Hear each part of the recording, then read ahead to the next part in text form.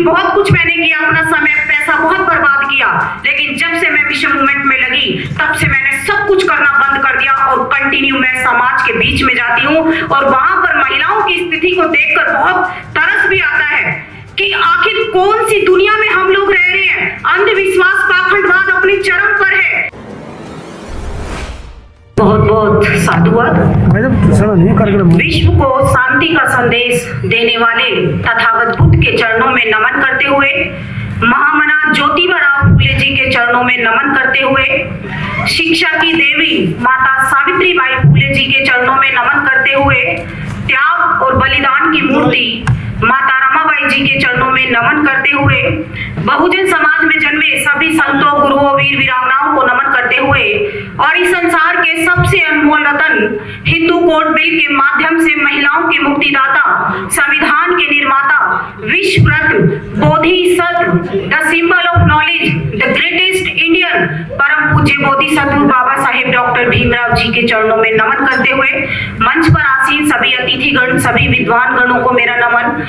और यहाँ पर उपस्थित सभी मेरी माताएं, बहनें बहुत कम हैं, माताएं भी नहीं हैं, पिता समान बुजुर्ग और मेरे भाई, आप सभी को मेरा नमो बुद्धाय, जय भीम। और प्रोग्राम की आयोजक टीम का बहुत बहुत साधुवाद, धन्यवाद देना चाहती हूँ कि इतना अच्छा और सुंदर प्रोग्राम का उन्होंने आयोजित किया और 2 शब्द मुझे यहाँ पर बोलने का मौका दिया। तहे दिल से बहुत बहुत आभार प्रकट करती हूँ। समय की सीमा है, जैसे कि आप सभी लोग जानते हैं कि बाबा साहब डॉक्टर अंबेडकर ने अपना पूरा जीवन दफन कर दिया दबे कुचले शोषित पीड़ित समाज को मान सम्मान स्वाभिमान दिलाने के लिए, और क्रांति का बिगुल बजा देते हैं। वो 23 सितंबर 1917 से लेकर 5 दिसंबर 1956 तक वो संघर्ष उनका जारी रहता है। डॉक्टर अंबेडकर कोई व्यक्ति का नाम नहीं, वो एक आंदोलन का नाम है, एक चिंगारी का नाम है, एक ज्वालामुखी का नाम है। इसीलिए अमेरिका जैसे शक्तिशाली देश के राष्ट्रपति कहते हैं कि काश डॉक्टर अंबेडकर हमारे देश में पैदा होते तो हम उन्हें सूर्य कहते। इस संसार में बहुत सारे डॉक्टर हुए, जैसे कि आप सभी लोग भी जानते हो, जिन्होंने खांसी, जुकाम, बुखार का इलाज किया और ना जाने अनगिनत बीमारियों का उन्होंने इलाज किया, लेकिन इस संसार के सर्वश्रेष्ठ डॉक्टर बाबा साहेब डॉक्टर भीमराव अंबेडकर ने इस संसार की सबसे भयंकर बीमारी का इलाज किया।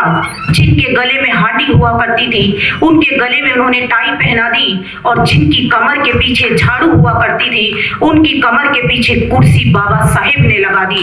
ये बाबा साहेब की कलम का ही कमाल था।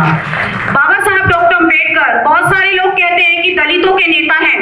मैं समझती हूँ कि शायद उन्होंने बाबा साहेब को पढ़ा ही नहीं, क्योंकि बाबा साहेब दलितों के नहीं पूरे देश के नेता है और प्रत्येक व्यक्ति के लिए बाबा साहेब ने काम किया, चाहे वो महिला हो, किसान हो, मजदूर हो, तमाम इस भारत देश के लोगों के लिए बाबा साहेब ने काम किया। मैं ज्यादा नहीं बोलूंगी क्योंकि समय की सीमा है, सिर्फ 2-4 लाइनों में ही अपनी बात खत्म करूंगी।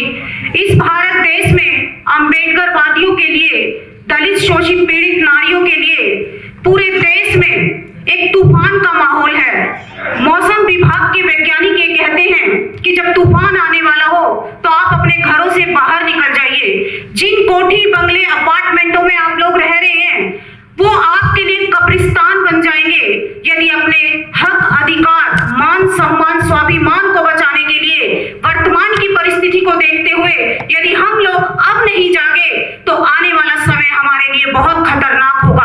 हमारी आने वाली पीढ़ियां गुलाम बनेगी और उसको गुलाम बनने से कोई रोक नहीं सकता, क्योंकि मुर्दे पड़े हैं अपनी अपनी कब्रों में और जिंदा मुर्दे खाते पीते चलते फिरते मुर्दे पड़े हैं अपने अपने कमरों में। तो कमरों से बाहर निकलने की जरूरत है, एक आंदोलन करने की जरूरत है, एक बगावत करने की जरूरत है। मुझे यहाँ पर देखकर बहुत अजीब लग रहा है कि इस यहाँ पर की महिलाओं की संख्या बहुत ज्यादा कम है, जबकि बाबा साहेब ने अपना पूरा जीवन महिलाओं के हक, अधिकार, मान सम्मान के लिए उन्होंने लगा दिया। और मुझे कहीं कहने में ये संकोच नहीं होता, मैं हर जगह बोलती हूँ कि सबसे ज्यादा धोखा देने का काम अगर किसी ने किया वो भारत देश की महिलाओं ने किया। जितने भी पुरुष यहाँ पर बैठे हैं, क्या वो अपने घर से अपनी पत्नी को, अपनी बहन को, अपनी बेटी को यहाँ नहीं ला सकते? अगर लाते तो ये पूरा हॉल खचाखच भर गया होता। लेकिन बाबा साहेब ने जो अधिकार हम लोगों को दिए, क्या पुरुषों को ही जानने की जरूरत है? क्या महिलाओं को उसकी जरूरत नहीं है? और आज मैं आपको बताकर जा रही हूं कि बाबा साहेब का सपना कभी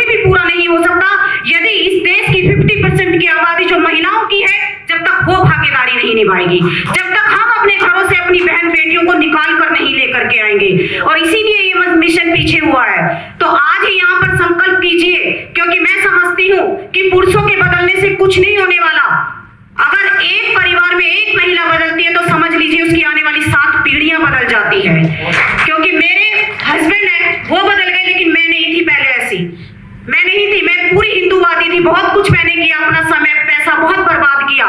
लेकिन जब से मैं मिशन मूवमेंट में लगी तब से मैंने सब कुछ करना बंद कर दिया और कंटिन्यू मैं समाज के बीच में जाती हूँ। और वहां पर महिलाओं की स्थिति को देखकर बहुत तरस भी आता है कि आखिर कौन सी दुनिया में हम लोग रह रहे हैं। अंधविश्वास, पाखंडवाद अपने चरम पर है। उन सब चीजों से महिलाएं बाहर नहीं निकलना चाहती। क्या इसीलिए बाबा साहेब ने अपनी जान की बाजी लगाकर संविधान लिखा? क्या हिंदू कोड बिल इसीलिए बाबा साहब ने लिखा? लेकिन हम लोग समझने के लिए तैयार नहीं है, जानने के लिए तैयार नहीं है। महिलाओं को आगे आना होगा और अपनी जिम्मेदारी को समझना होगा। बाबा साहेब ने ऐसे नहीं अपने 4-4 बच्चे कुर्बान कर दिए, अपनी पत्नी की कुर्बानी दी, अपनी पूरी जवानी की उन्होंने कुर्बानी दे दी हमारे मान सम्मान के लिए। कानून मंत्री पद तक से इस्तीफा दे दिया बाबा साहेब ने हम महिलाओं के लिए। लेकिन हम महिलाएं क्या कर रही हैं?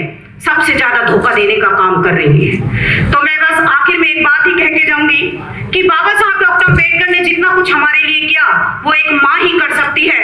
और ऐसी ही एक घटना बताकर अपनी बात खत्म करूंगी। और वो घटना है 20 फरवरी 1929 के महाराष्ट्र के वर्धा की ये घटना है, जब वाल्मीकि समाज के हमारे भाई धरने पर बैठ जाते हैं।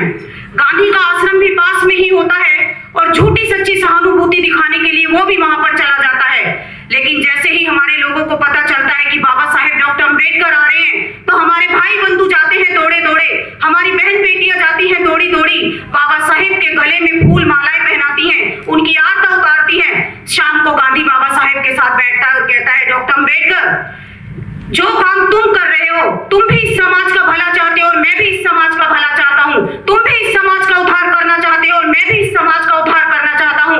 आखिर ये लोग तुम्हारी जय जयकार क्यों करते हैं और मेरी जय जयकार क्यों नहीं करते?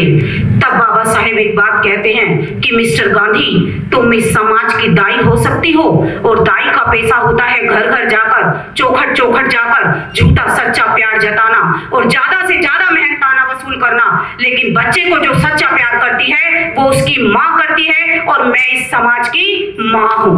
इतना सुनते ही गांधी को गुस्सा आ जाता है और वो कहता है, डॉक्टर अम्बेडकर, जितनी तुम्हारी उम्र है ना, इतना समय मुझे राजनीति करते हो गया। तब बाबा साहेब कहते हैं कि मिस्टर गांधी, मुझसे उम्र की बात मत करना, मुझसे ज्ञान की बात करना, मुझसे उम्र की बात मत करना, मुझसे एजुकेशन की बात करना। क्योंकि जब से ये जगत रचा है बसा है तब से लेकर आज तक इस धरती पर बाबा साहेब के जितना ज्ञानवान कोई व्यक्ति पैदा नहीं हुआ। इतने बड़े महान महापुरुष की बातों को आज हम लोग नहीं मान रहे। हमारे महापुरुषों ने समता मूलक समाज का सपना देखा था, लेकिन क्या कर रहे हैं हम लोग? हम अपने घरों से अपनी महिलाओं को नहीं निकाल पा रहे। क्या संविधान बाबा साहब ने पुरुषों के लिए लिखा? सबसे ज्यादा काम बाबा साहब ने हम महिलाओं के लिए किया, लेकिन हम महिलाएं जानने के लिए तैयार नहीं, समझने के लिए तैयार नहीं है। आज संविधान इस देश में पूरी तरीके से लागू नहीं है, तभी इस देश में इतनी सारी समस्याएं हैं। लेकिन जिस दिन संविधान लागू हो गया, ये सारी समस्याएं खुद ब खुद खत्म हो जाएंगी। बाबा साहेब ने एक बात कही थी, यदि सांप्रदायिकता संविधान से ऊपर होती है तो इस देश में कोई भी सुरक्षित नहीं होगा, और अगर संविधान सांप्रदायिकता से ऊपर होता है तो इस देश में प्रत्येक व्यक्ति बचा रहेगा। लेकिन आज क्या हो रहा है? क्योंकि हम लोग जागरूक नहीं है, हम लोग अपने हक अधिकारों के बारे में जानते ही नहीं है। कहां से हम लोग इकट्ठा होंगे? तो मैं उम्मीद करूंगी कि कभी नेक्स्ट टाइम अगर इस तरीके का प्रोग्राम हो तो आप अपने घरों से अपनी बहनों को, अपनी पत्नियों को, अपनी माताओं को जरूर लेकर के आइए, क्योंकि उन्हें ज्यादा समझने की जरूरत है। इसी के साथ मैं अपनी वाणी को विराम देती हूँ, 2 लाइनें बोलकर अपनी बात खत्म करूंगी कि जय भीम से बड़ा कोई सम्मान नहीं, जो जय भीम का नहीं वो इंसान नहीं। यूं तो पूछते हैं लोग पत्थरों को, लेकिन बाबा साहेब से बड़ा कोई भगवान नहीं। बहुत बहुत साधुवाद।